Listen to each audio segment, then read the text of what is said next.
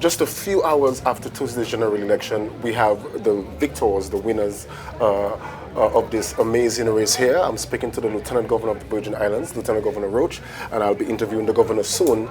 Lieutenant Governor, moments after your victory, and you know, this is a new experience, isn't it? Because you've been a Lieutenant Governor for 4 years, yes, and you were facing re-election. What is going on in your mind? Explain that to us.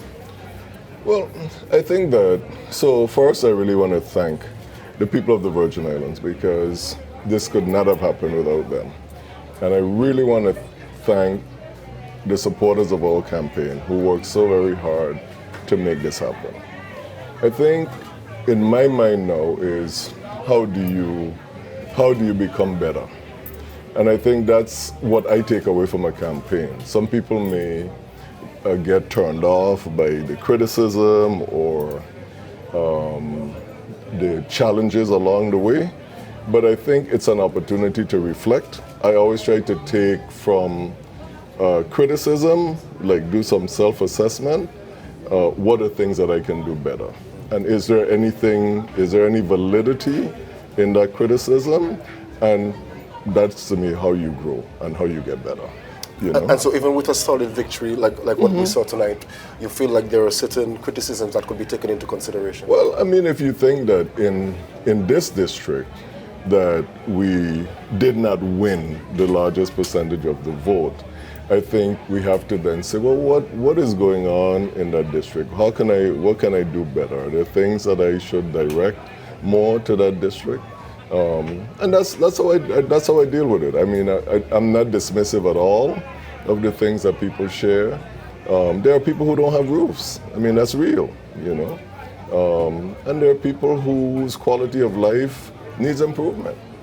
And so you ask yourself the question: how am I going to reach more people? How am I going to make sure that my 8 years in this position, that after this is done, that I could honestly look at myself and say that I did the very best job that I can do. And in doing the very best job that you can do, you have to take criticism constructively. It may not be directed at you in a constructive way, but you can take from it, as opposed to simply just dismissing it and say, oh, you know, I won, and just keep going along the path that you are. So to me, it's always reflection.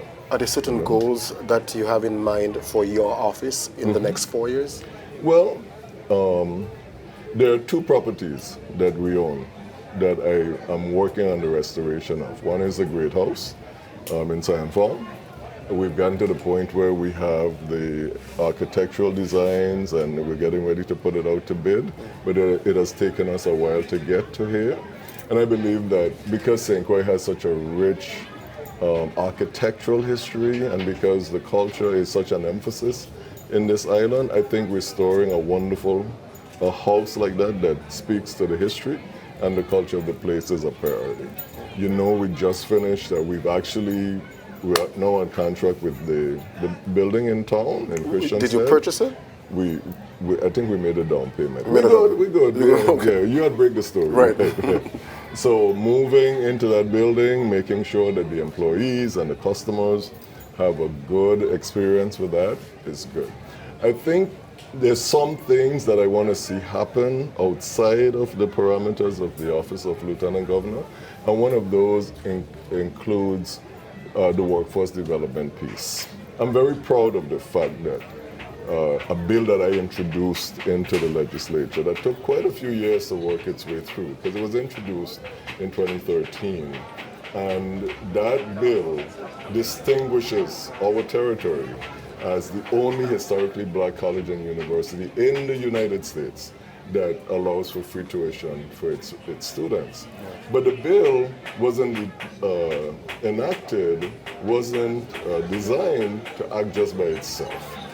What we need to do next is we need to take Economic Development Authority, Department of Labor, the university, and we have to talk about what are the employment needs of the future and how are we going to make sure that the vocational instruction that we have and the academic institution that we have, how are they meeting the needs of our community in terms of the employment needs of the Virgin Islands. In addition to that, You know, we have all this conversation about hospitals, right? As if Yes. having a facility means that you would have improved your health care. Right. No. Having a facility and having it staffed with adequate numbers of professionals that are capable of delivering the kinds of health services that we need, that are reflected in our population: cardiovascular disease, diabetes, hypertension, stroke, all of these things that are affecting our population. And I honestly believe that the idea of a medical school at our university is one of the pieces to addressing those needs, because the whole idea behind the medical school of the university rests on a principle that it's easier to get people to stay where they have been educated. So if you train doctors, nurses, and other medical professionals here, Right. I think there's a greater likelihood that we would keep them, because we can't just build a building. Right. We have to staff it, and we have to have adequate health care. And I'm very excited about the last initiative that the governor announced with regard to home ownership. And that's one of the distinctions I was trying to make along the campaign trail about what things are possible through the office of the lieutenant governor versus what the government might pursue. So now our piece will be, how are the banks complying? How are Virgin Islanders who try to access this gap financing, how successful are they? Right. Because it's exciting. It's an exciting idea that people can have home ownership, and this is an opportunity to have all the pieces kind of work together. And so you're going to put some of your political capital following this campaign in all those things that you mentioned. Mm-hmm. And so what is the urgency like, would you say? You have 4 more years to accomplish a lot of things. Mm-hmm. What is the urgency like? Is there a real urgency in you to get these things done? Well, I think one of the concerns and the challenges, I think we have to make sure that government processes take less time, because sometimes that's frustrating. How long, and some of it is legitimate, right? So for instance, in purchasing this building, we had to have 3 appraisals. Right. That's what the law requires. At one time in our entire territory, we had 1 commercial appraisal. Right? How did it climb to 3? Right. So, no, we had 1 person. We had 1 person, right. So we have to make sure that those kinds of needs are addressed. But I think there's an urgency. I tell people all the time, you know, the pandemic, which I think we managed well, and I listen to people outside of the territory who speak about our management of the pandemic as an indicator, more so than some of the local criticism that may occur. But I tell people, you know, it's one thing to control an illness. So now we are safe. We're walking around without masks and we're in great numbers all the time, right? However, there still are effects. There are still effects of this pandemic that are in our homes.